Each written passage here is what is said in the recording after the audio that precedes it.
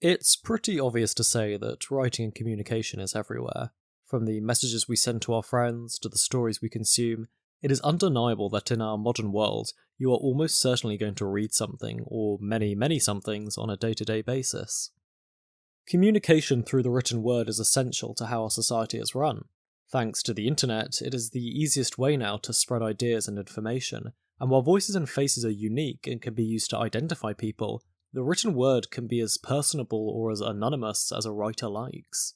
Everything that is ever written has someone's agenda and bias attached to it, however. We are, after all, just human. Advertising, blog articles, this video even, all have someone behind the text that wants you to take in information in a certain way. Sometimes this is used as a force for good. Charities, for example, trying to convince people to be kinder, or UI designed to make it easier for people to use technology. But very often, unfortunately, writing can be used in more nefarious ways.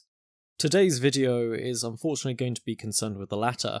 I want to talk about how writing is used to push agendas.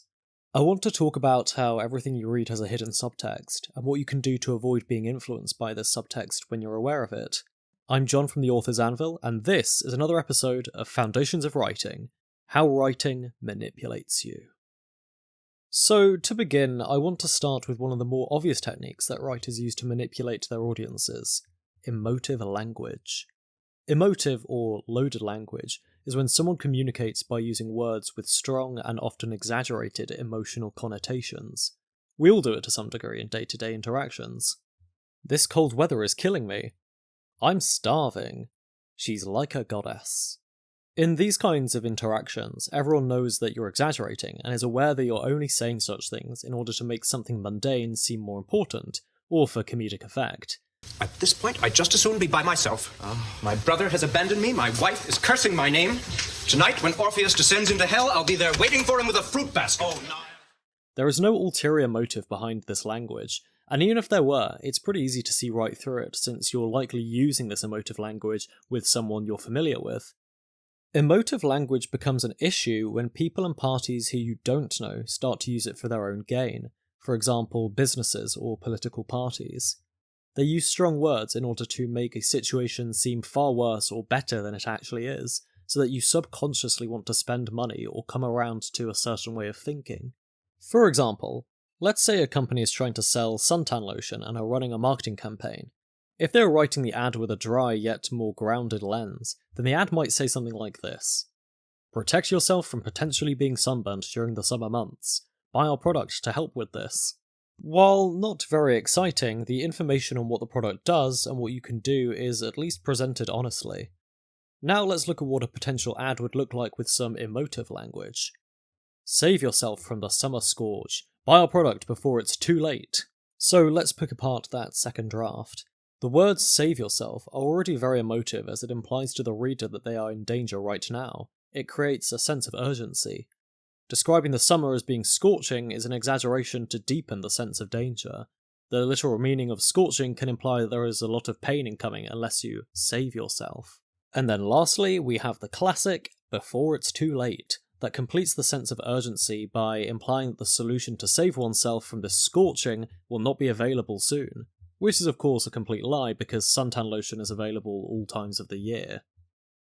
I know that wasn't exactly the most engaging example, but you can see my point. The exaggerated language has stretched the truth and manipulated the reader into wanting something that they potentially don't want or need. When we experience emotion, this often overrides the more logical part of our brain, and so it is much easier for someone to try and manipulate it. Emotive language is thus often used to shock, worry, or guilt-trip the reader into believing certain things. Politicians might make an issue seem worse than it actually is. Instead of pineapple on pizza being unconventional, they might say that it's a downright abomination. And they'd be right. News organisations who want to sell papers or bait clicks might headline a story about me stubbing my toe as "John's toe terror," rather than just saying "John stubs his toe on door." We're all taught about emotive language in school, but I think it's something that a lot of people still turn a blind eye to when they read something that is from a familiar or liked source. I would really encourage you then to watch out for emotive language when you're reading the news, or a text from your friends or family, or even a passage from a religious ceremony. Ask yourself why this emotive language has been used. Recognize the emotion that has been stimulated and then try to detach yourself from it so that you can determine whether that feeling is valid. For this next part of the video, I want to talk about structure and form. This is simply how a piece of writing is presented and organised for its reader. We're of course not talking about the physical restraints of the writing, such as the column sizes on a newspaper, or the width of a website on mobile devices, but rather we're talking about what information is and isn't being prioritised. On an obvious level, we can look at font and formatting. Bold text can be used to emphasise and draw the eye, while italics for sarcasm or indignation. The size of the text obviously affects what information is and isn't taken in by the reader. Beauty businesses, for example, often make big claims about how satisfactory their products are, but put the details of their badly sourced surveys in small, unreadable print. The next thing that I want to talk about, however, is specifically about the structure of longer written pieces such as a newspaper. It is commonly accepted that it's better to go either first or last when you're competing for something or presenting to an audience. Going first means that the audience's attention is fresh, whereas going last means that it's the most recent memory for them to recall. Well, the same is for bodies of text. That's why journalists and editors will often put the information they want to stick in the audience's mind at the start and finish of an article. How an article is structured can thus reveal the intention of the writer or the organisation that they belong to. For example, let's say you had an article talking about proposed legislation that would give swans the right to vote in the UK. Controversial, I know. The introductory paragraph could read, "The right to vote in the UK for fully mature swans is being proposed by the government. These white giant birds, despite the claims of being aggressive and territorial, could be given the chance to decide the outcome of the next general election in a landmark parliamentary session this afternoon. Anti-swan protesters have already stormed the streets of London and Birmingham to oppose this new legislation." Or it could read, "Despite claims of being aggressive and territorial, these giant white birds could be given the chance to decide the outcome of the next general election in a landmark parliamentary session this afternoon. Anti-swan protesters have already taken to the streets of London and Birmingham to oppose new legislation that would give fully mature swans the right to vote in the UK, thanks to a proposal by the government." Now, there were indeed a few word changes between those two examples that did give the passages different vibes, but on the whole, I think the main difference there is the difference in their structure. The first example, which is pro-swan, has led with the powerful right to vote part that immediately appeals to the reader's sense of justice. The potential problem with this legislation, the fact that swans are aggressive and territorial, has then been hidden right in the middle of the paragraph where a reader could potentially miss it if they were skim reading or distracted by something else. Then the last sentence highlights how the anti-swan protesters have stormed the streets, nice use of emotive language there, in opposition to the legislation that has already appealed to the reader's sense of justice. Now let's look at the second example, which is anti-swan. This time we're immediately told about the claims of swans being aggressive and territorial, which primes us for being against this legislation. Then we can see how a couple of the descriptive words have been swapped around so that the scarier word giant is before white. Then the information that this proposal was made by the government is put right at the end so that the reader knows who is to blame for this controversial idea. Looking at both passages, we can see that they give the exact same information about this news story, however the way that they have been structured gives a completely different vibe.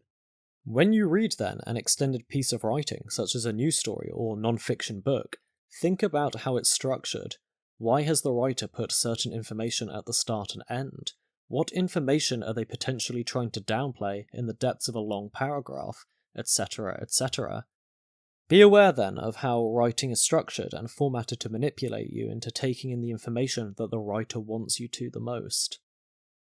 Lastly, let's talk about the writer's voice and how this can manipulate readers.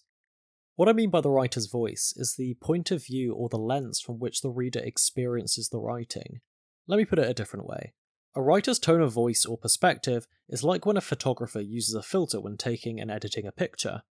You could have a photo of a landscape that is enriched with a saturation filter to make it more beautiful and exotic, or you could put the exact same photo through a black and white filter to make it look dreary and unappealing. The same can be done with written information. One of the ways, and my biggest personal gripe with any organisation or person who does this, is by using vulnerable people to deliver their information. For example, interviewing or using children to spout political agendas. Very often, these children are given scripts or are told to say certain things before their time in the spotlight, and even if they're not, their word still means little given the fact that they're children and thus know little to nothing about politics or the wider world. In this case, the child is being used to deliver the writer's perspective so that the reader or viewer is less judgmental of them. This primes us to being susceptible to whatever political agenda is being pushed. Other examples will be using the elderly or sick people to make a point or push a product. Don't get me wrong, if the new story or advertisement is directly related to a certain demographic, then yes, of course you're going to use them, but I'm talking about cases where it's really not necessary. I do just want to make it clear that the children and the vulnerable people being used to push these agendas are not the ones to blame here. I just want you to think about that when a vulnerable or young person is being featured in writing, then think about how necessary they are, and to what extent they might have been influenced behind the scenes to deliver the information. Another aspect of the writer's tone of voice is by using humour. This happens a lot in YouTube video essays, like this one, and on talk shows. The writer or presenter will deliver information with humorous twists, or will even halt the flow of information with a joke. This is a great way of not only deflecting someone's attention away from a badly made point or shaky piece of evidence, but also of making them generally more sympathetic towards the point being made. Everyone likes people who make them laugh, and I of course do believe in the power of humour in helping to educate people. However, this humour must be used responsibly, and readers must be aware of how it can be used to disguise disingenuous writing. My third urgence to everyone watching this video then is to really think about how a writer or presenter who you find funny uses their jokes. Just because they're funny does not mean that they are right. I know I'm sounding like a bit of a buzzkill, but writers and presenters do this, consciously or subconsciously, to make poorly researched content more engaging, and sometimes this can be about pretty serious topics. It's a good thing then that I'm never funny, so you can definitely trust me. So today we've had a look at 3 different ways that writing can be used to manipulate an audience. Emotive language to turn off the rational brain, formatting and structuring information to promote an agenda, and then lastly, character voices to present information in a more favourable way. There are, of course, many other ways in which writing can and is used to manipulate audiences, but these are the main 3 that I wanted to talk about. Who knows, I might do a part 2 sometime to highlight more. What I hope you can get from this video in the meantime is that writing is all around us, and that we need to be careful with how we process the things we read, especially online. I hope that this has been helpful in making you aware of some of these manipulative strategies, and that it can help you examine the content you consume in a different light. You might be surprised about what you can discover when you start to pay attention to the words you read, and I hope this pushes people a little further into the path of truth rather than blind acceptance. Sorry if that sounded a little preachy, but as you might have gathered, I am pretty passionate about writing and communication, and I don't like seeing those skills misused for selfish gain. At the very least, I hope you found this video interesting. If you liked what you saw, then you should check out the rest of my channel, where I go deep into the craft of writing and storytelling. Regardless of what you do next, I hope you have a great day, and remember to keep writing.